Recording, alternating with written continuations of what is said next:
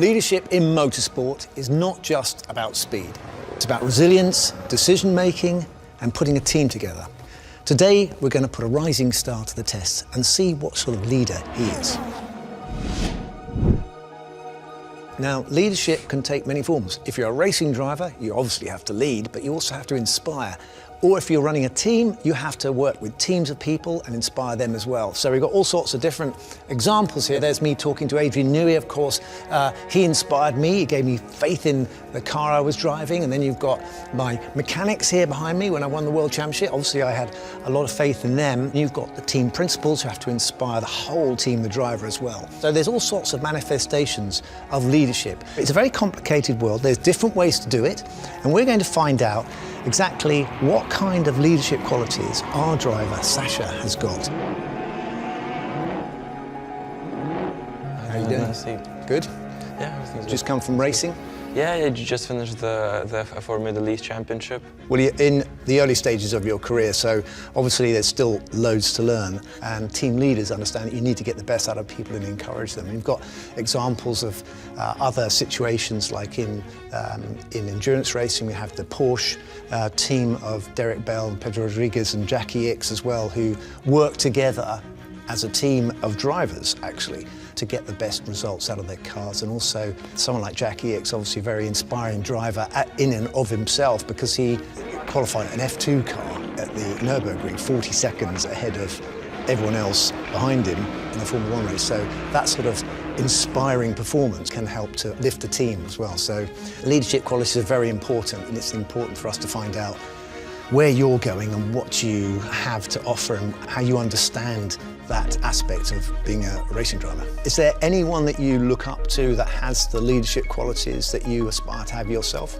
James Vowles is a really good example of that and how he has transformed the way Williams have been working in the past couple of years, working with me as well. I think that has really helped me as a driver in my transition from karting to cars. When I was racing, there was a much harder-nosed, I would say, approach to leadership, which was basically you sink or swim.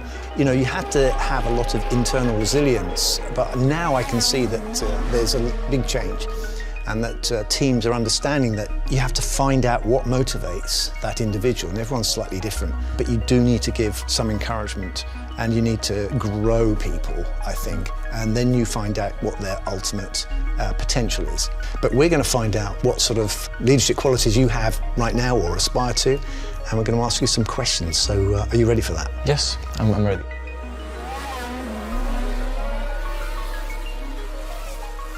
So now we've got a bit of a challenge for you, Sasha. This is called Lessons in Leadership. We're going to ask you some questions, difficult questions, and you're going to pick an answer. You're building a race team from scratch. How would you assemble a strong leadership core? In my opinion, long-term success is what is important for a race team. So I think to build a structure and to follow it is what's going to get the most success. Competitive? Is that important? I think, yeah, of course. To get the most out of your team is better so the team knows exactly what they're doing and they're fully motivated. You're in a tight battle for the championship.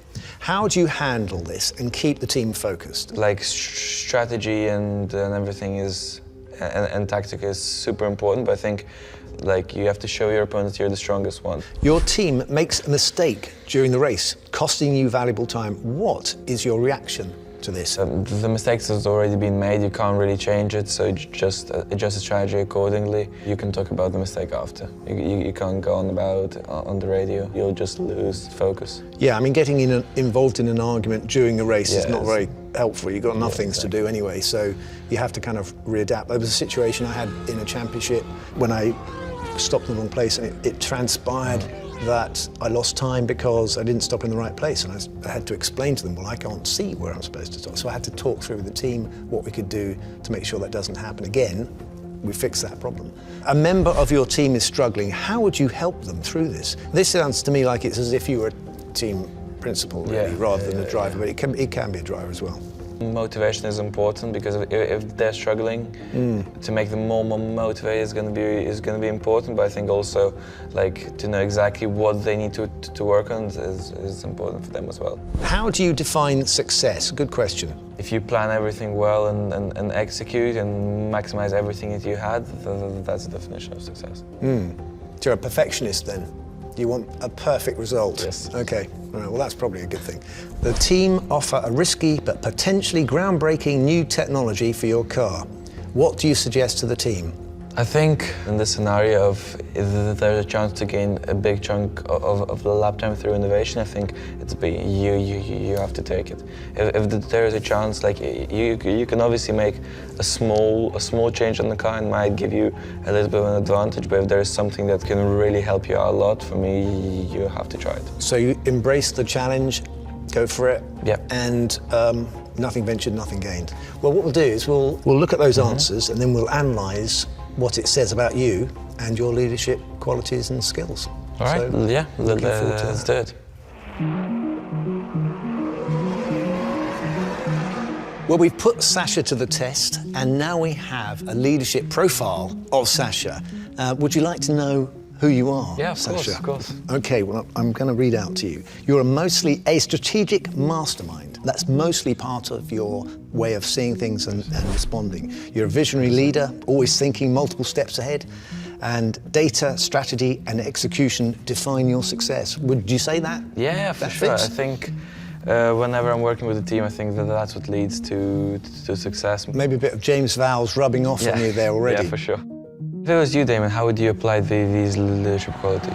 As a driver, you have to show confidence and you have to be confident anyway to compete, so that should go together. But also, when you walk into the garage, you have an effect on everyone around you, so getting to know everyone is important.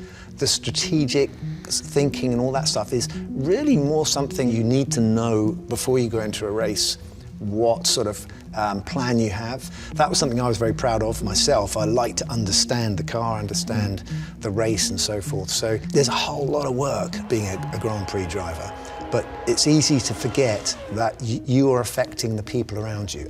You're learning already, which is really good, to understand the value of these leadership qualities. I'm very keen to see how your career is going to pan out in the future. Really good advice. Thank you very much. Very good luck.